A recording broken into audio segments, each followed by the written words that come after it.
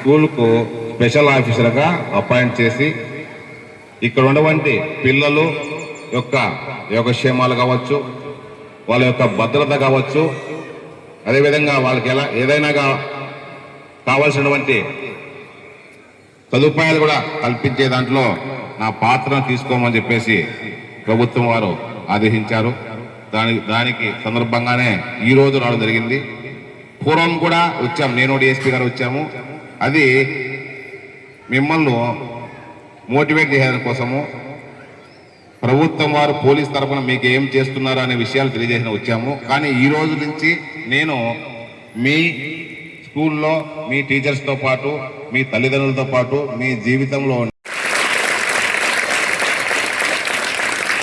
దానికి ముందుగా తెలుసుకోవాల్సింది అసలు నేనెవరు, నా పేరేంటిగా మీరు తెలుసుకోవాలా. నా పేరు వెంకటాచలపతి.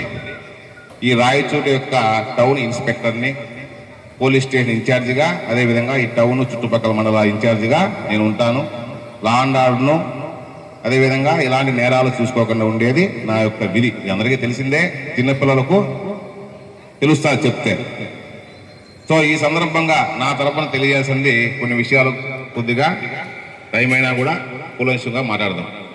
సో ముందుగా తల్లిదండ్రులకు వస్తే, ఇక్కడ ఉన్నటువంటి ఆడపిల్లలను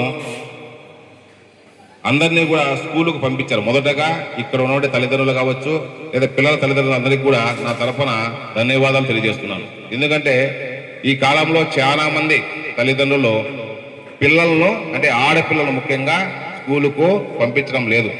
ఎందుకు అంటే పిల్లలను ఎంత చదివించినా వీళ్ళకి చివరిగా పెళ్లి చేసి పంపించేయాలా, మనకు ఆ స్తోమత లేదు అనే ఉద్దేశంతో చాలా మంది స్కూల్కు పంపించడం లేదు.